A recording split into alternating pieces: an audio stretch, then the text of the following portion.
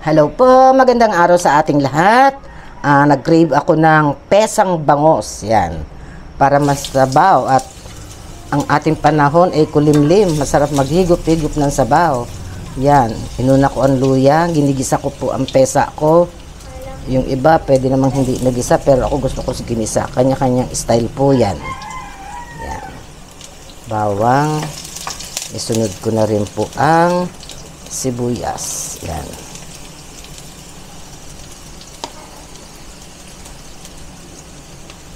Ayan, sibuyas. Papulahin po muna natin. Yan, lumabas na yung kanilang mga aroma. Lagyan na po natin ng sabaw. Konti lang po dahil konti lang yung ating ilang piraso lang po itong slice na bangus dahil ako lang po ang kakain. Tapos taktakan natin ng pamintang pino. Yan. Tapos lagyan na po natin ng patis para pagkulo dire-diretso na. Ayan. Konti pa. Ayan. Yan po. Hintayin po natin kumulo. Lagyan na po natin ng bangos. Siyempre, ang paborito ni Mama Tess na ulo. Yan. Fresh na fresh. Yan. Lagay natin yung paminta. Kanina pino nilagay natin konti. Ngayon buo. Yan. Yan. Tignan natin medyo umano yung ating bangus. Maluto ng konti. Oops. Ayan po. Pwede na natin ilagay ang ating gulay. Yung repolyo.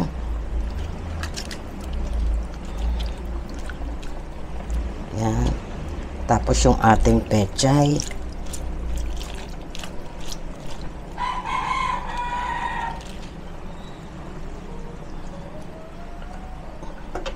Yan po. Tikman po muna natin yung ating sabaw kung okay na po.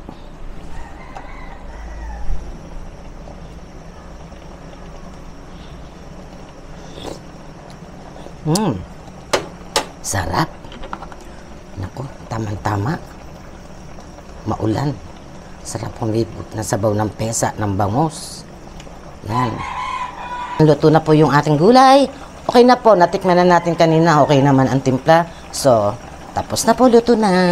Hello po. Ito po. Kung kain na po tayo, luto na yung ating pesang bangus. Ayan. Siyempre, ulo kay Mama Tess. Ayan, no. Tapos, meron tayo ditong sili, labuyo na patis. Pinakasawsawan po natin yan. Yan. Pigain ko nga itong sili.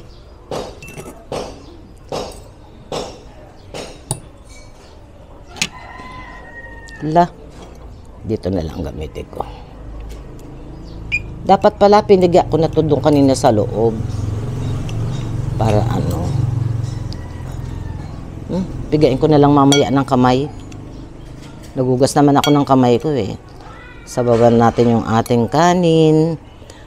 Meron po akong tips sa inyo pagluto ng pesa. Usually, ang ginagamit ko dito ay yung hugasan ng bigas. Ang tawag dito sa amin yung unab. Pag nag-unab ako ng bigas, yung pangalawang unab, yun ang ginagamit kong pinakasabaw sa pesa. Eh, nagkataon na hindi ako nagsaing. Kasi, lamig tong akin kanin. Total, sabi ko, mainit naman yung sabaw. Yan. Pechay. Ay, durugin natin yung sili. Yan. Nagugas naman ako ng aking kamay. Wow. Yan. Baka maanghang,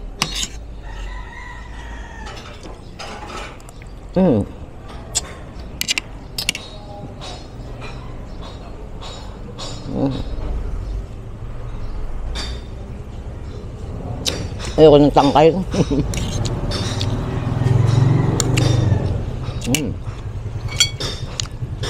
Taba.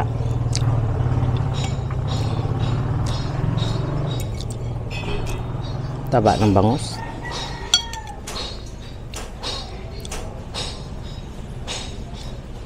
Yan o, tinan nyo, taba.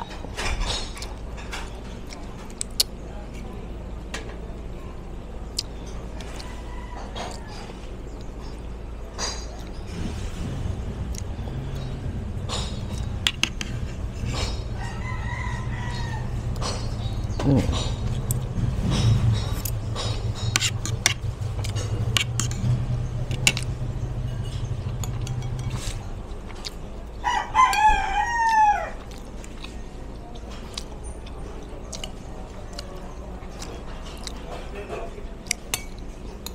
bito ka na ligaw.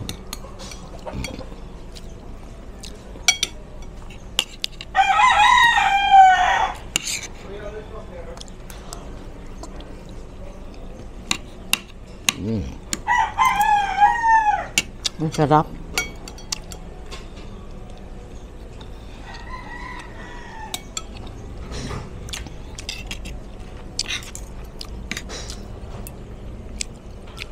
Yung pong niluto kong adobong manok na garlic lang at kalamansi juice.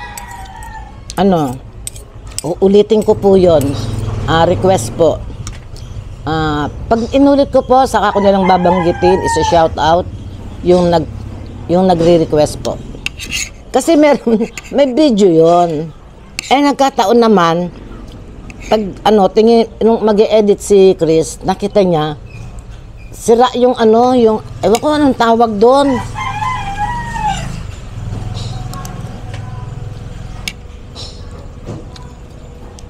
Nawala yung video. Hindi na-recover. Buti na lang, nung kakain ako, iba nang ginamit niya. So, ayun. Na-i-upload din.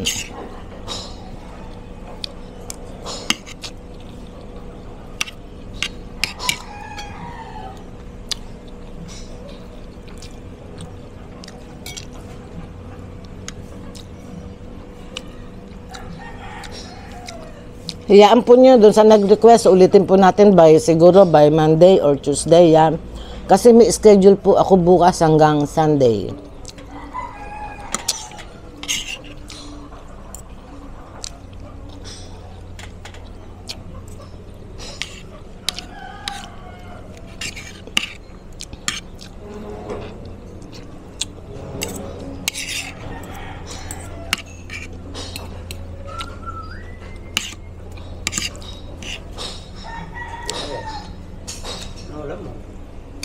Pesang bangos.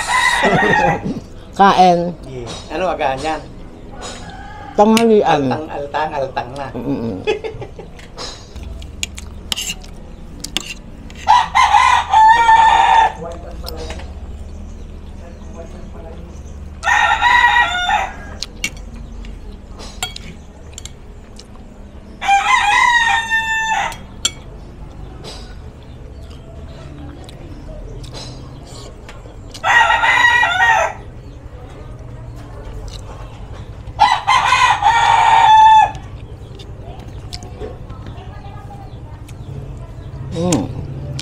Sarap ng taba.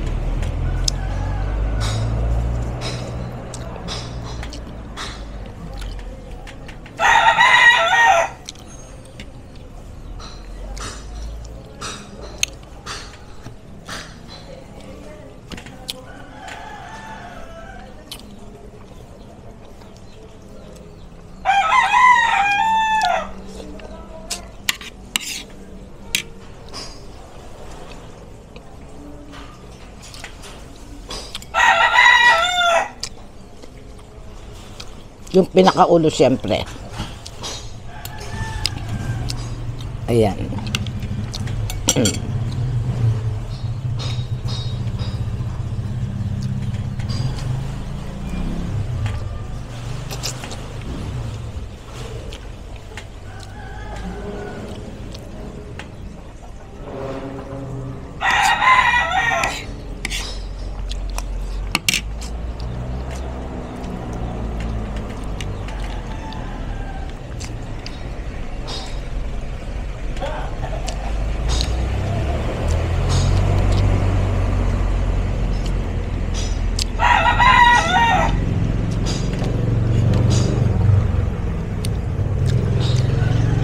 Wala si Sanya, recognition nila.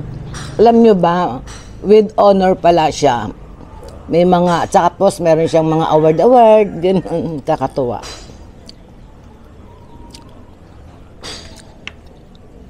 Proud Lola. Tapos, kuya naman niya, si Sia naman, graduating na ng grade 6.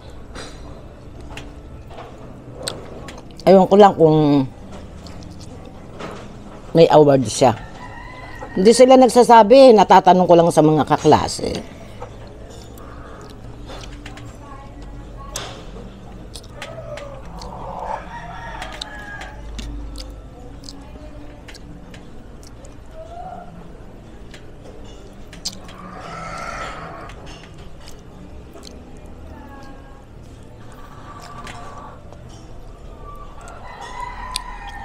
Sarap ang mata.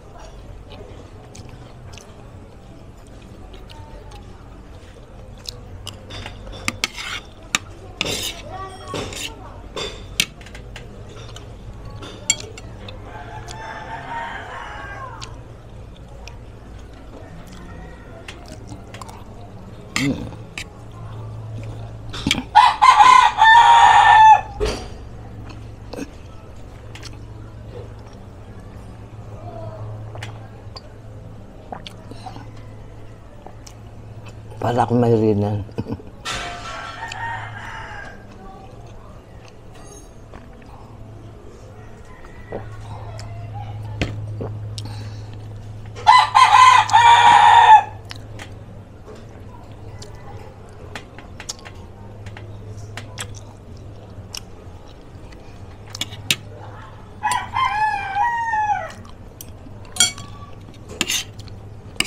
Hindi ko na maubos yung kanin, bibigay ko na lang kay Prince.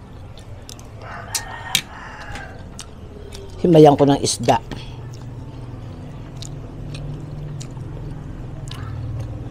Yan.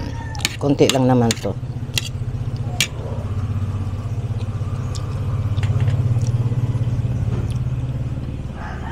Yan. Ang ganda to na lamang po. Maraming salamat po sa lahat ng subscriber, sa lahat ng viewers po. Mapagpalang araw po sa ating lahat. I love you all. Bye-bye po.